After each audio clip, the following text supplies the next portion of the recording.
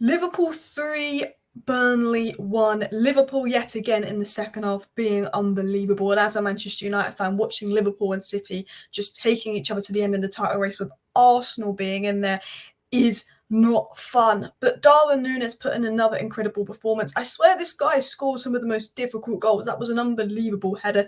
Diogo Jota yet again. He's come up in Salah's absence, goal and assist every single game. Lucha getting on the score sheet, and the Liverpool front three is delivering. And Liverpool in the second half of that game were absolutely unbelievable, back to their best. And yet again, Jurgen Klopp makes a substitution at half-time, which changes the game for Liverpool. How many times this season have we seen Klopp make subs at half-time and Liverpool just come out in that second half unbelievably better? Bringing Harvey Elliott on was a very smart move from Jurgen Klopp because, one, I think Harvey Elliott has looked so much better as a substitute this season coming off the bench, but two, they were struggling to break down the Burnley low block. What does Harvey Elliott do? He comes on, he gets 2 assists. Harvey Elliott's ability to break lines, pick out a key pass and progress the ball in the final phase is a really underrated value. He's such a young player, and I think that he's been very, very good this season, particularly off the bench. Another player that I thought was very, very good today is Curtis Jones. I think his performances go massively under the radar. I'm saying this as a Manchester United fan. I think Curtis Jones has been one of the best performers for Liverpool this season, whether it's right back, centre midfield. He does a job, and he does a job well.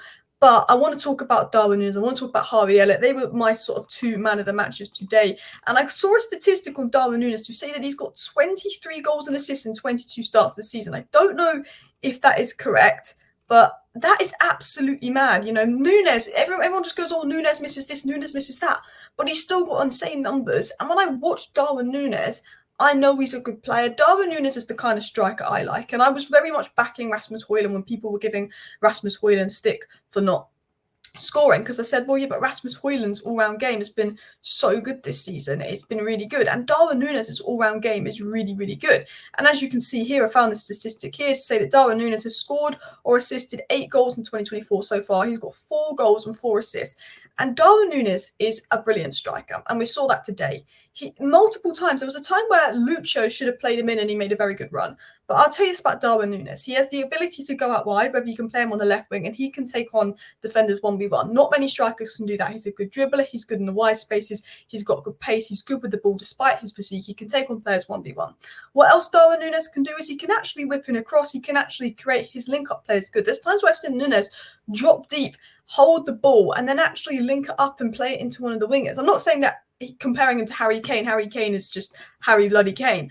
But I'm saying that's such a rare trait that Harry Kane used to do, where he can add so much more. Like, Nunez makes Liverpool look better. But I think what Nunez does is his ability to always be a threat. Even if he misses sitters, his ability to run in the box, his ability to read the game, his ability to time that header, read the header, put that header in at such a crucial time where, you know, maybe if it was 2-1 going into the final minutes, it could have been nervy for Liverpool. And Darwin Nunez puts it away. And I think he's such a good player. And I'm saying this as a United fan. And he's Nunez, the guy that misses. But for me, he's Nunez, the guy that's unlucky to add so much to his game. And I was very protective of Rasmus Højlund because I thought he added so much to Man United's general play. It's not just about goals. Obviously, goals are important, and Darwin Nunez has got 23 goal contributions this season, already equaling his tally from last season.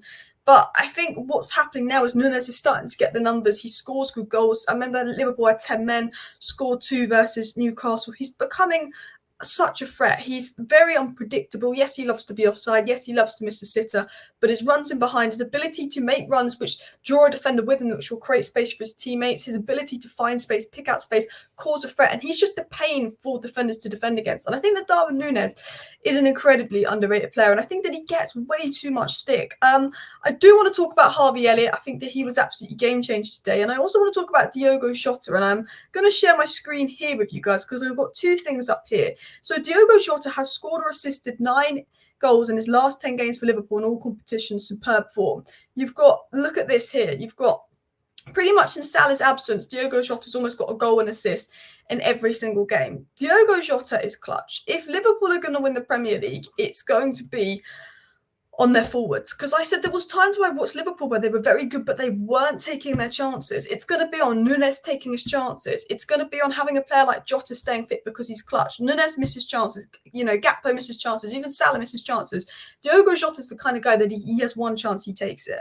Diogo Jota, Salah missing, Salah's still missing. They didn't have Konate today. Trent looked a bit ill. I think they took him off. Szoboszlai's been a massive player for them that's missing. Liverpool missing a lot of key players. Even Bradley could have been quite useful today because I think Jones was filling in at right back and did a very good job. Gomez was missing today, who's been brilliant at left back, although I thought Robertson had a very, very good game.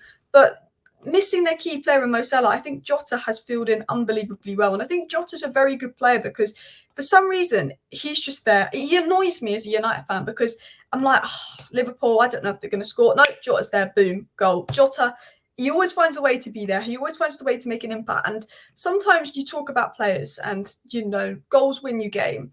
And even if Liverpool aren't having games where they're playing particularly well, like that first half versus Burnley, Liverpool weren't particularly good. But Diogo Jota's the type of guy that's going to be there and going to put the ball in the back of the net. And that is exactly what Diogo Jota did as well. So, yeah, I thought he was good. But we've got to talk about the game changer in Harvey Elliott. Harvey Elliott, how old is he? 20? Let me Google that. I'm going to Google Harvey Elliott age. How old is he? 20 years of age. He's still so young. He's still so raw. He's a raw talent. I've been saying this with Garnacho at United. Sometimes I watch Garnacho play and he's unbelievable. And sometimes I watch Garnacho play and I'm thinking, he's a bit frustrating. His decision-making's wrong. But I'm like, well, that was Ronaldo at 18. That's a lot of players at 18, 19, 20. And Harvey Elliott's only 20 years of age. And he's in a very difficult area at Liverpool because there's so much competition. Szoboszlai, Gravenberch, Curtis Jones, McAllister, Ender. There's so many good midfielders at Liverpool. But Harvey Elliott comes on and I feel like every time he's come on as a sub, he's really taken his chance. Multiple times he's come off the bench and he got 2 assists today and he really changed that game for Liverpool because Burnley sat back with a low block. Burnley made that game incredibly difficult for Liverpool. And yet again, Harvey Elliott comes on, he changes that game. And I think Harvey Elliott, being a left-footed midfielder, brought in another dimension in terms of the passing angles as well, which helped Liverpool unlock Burnley and play through those phases of play. I think his ability to break lines, to play between the defensive lines and then to go between the lines and pick up the ball and receive space, he kind of adds something that a lot of maybe midfielders can't do in his ability of he wants to create, he wants to move the ball forward. He's very technically gifted, a very technically good player to break down the block, and I thought that he was really good. But a player that I haven't seen a lot of people talking about because my Twitter is full of Jota, Nunez, Harvey Elliott, Liverpool fans hyping them up.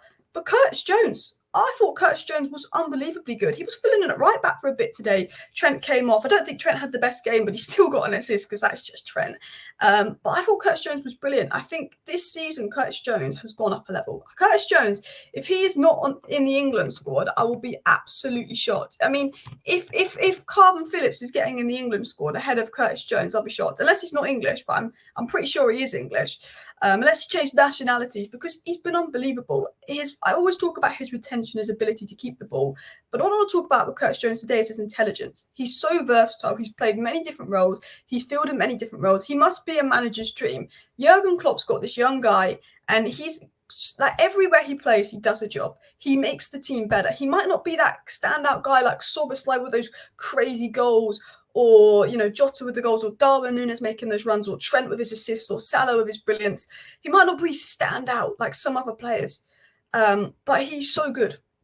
And particularly this season, everything he does excellently but quietly. His general positional sense, his reading of the game, his ability to keep the ball, his ability to actually control tempos of games when he's been in midfield.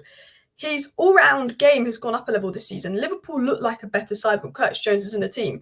And 6 months ago, I probably would have laughed at that. I would have said, Curtis Jones is decent, but, I don't know. I'm saying this as a Manchester United fan. I think Curtis Jones is having arguably one of the most underrated seasons in football.